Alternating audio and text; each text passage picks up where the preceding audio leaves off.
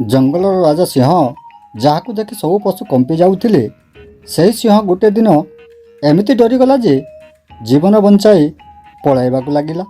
କିନ୍ତୁ କାହାକୁ ଦେଖି? ଗୋଟିଏ ମାଙ୍କଡ଼ର ଚତୁର ଚାଲକୁ। ଆଉ ସେହି ରାକ୍ଷସ ଅସଲରେ କିଏ ଥିଲା? ଶେଷ ପର୍ଯ୍ୟନ୍ତ ଦେଖନ୍ତୁ। ଆଜିଠାରୁ ଏହି ଜଙ୍ଗଲରେ ସବୁ ଫଳ, ସବୁ ଖାଦ୍ୟ ପ୍ରଥମେ ମୋ ପାଖକୁ ଆସିବ। ମହାରାଜ, ତାହେଲେ ଆମେ କ'ଣ ଖାଇବୁ? ସେଥିରେ ମୋର କ'ଣ? କିନ୍ତୁ ସିଂହ ଜାଣିନଥିଲା ଯେ ତାର ଅହଙ୍କାରର ଶେଷ ଆସୁଛି। ବଳରେ ସିଂହକୁ ହରାଇ ପାରିବୁନି, କିନ୍ତୁ ବୁଦ୍ଧିରେ ହଁ, ନିଶ୍ଚୟ ପାରିବୁ।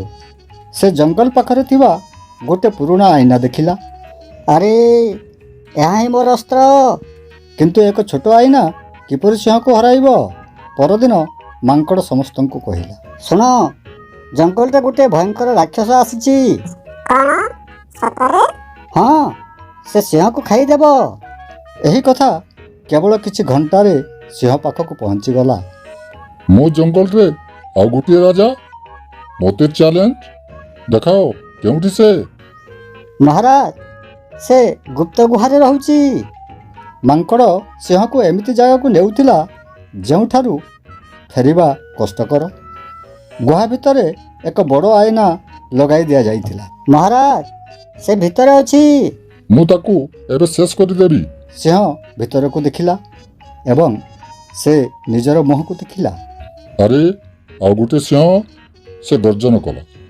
ଆଇନାର ସିଂହ ମଧ୍ୟ ଗର୍ଜନ କଲା। ଏହା ତ ମୋତେ ଚ୍ୟାଲେଞ୍ଜ କରୁଛି। ଏବେ ସିଂହ କ'ଣ କରିବ? ରାଗରେ ସିଂହ ଆଇନା ଉପରେ ଝାମ୍ପ ଦେଲା। ଧଡ଼ାମ! ଆଇନା ଭାଙ୍ଗିଗଲା। ସିଂହ ଭୟରେ ପଛକୁ ଖସିଗଲା।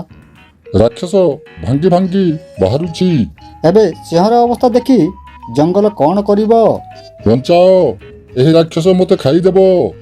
ସିଂହ ଜଙ୍ଗଲ ଛାଡ଼ି ପଳାଇଗଲା। ସମସ୍ତ ପଶୁ ଆଶ୍ଚର୍ଯ୍ୟ।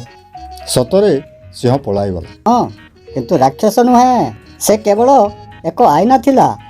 ସମସ୍ତେ ହସିବାକୁ ଲାଗିଲେ। ଯାହାକୁ ସିଂହ ରାକ୍ଷସ ଭାବିଥିଲା, ସେ ନିଜେ ହିଁ ଥିଲା। ବନ୍ଧୁମାନେ, ଶକ୍ତି ବଡ଼ କଥା ନୁହେଁ। ବୁଦ୍ଧି ଥିଲେ ସବୁଠୁ ବଡ଼ ଶକ୍ତିଶାଳୀକୁ ମଧ୍ୟ ହରାଇ ପାରିବା। ଅହଙ୍କାର ମଣିଷକୁ ଅନ୍ଧ କରିଦିଏ, କିନ୍ତୁ ବୁଦ୍ଧି ସବୁ ସମସ୍ୟାର ସମାଧାନ ଖୋଜିଲେ।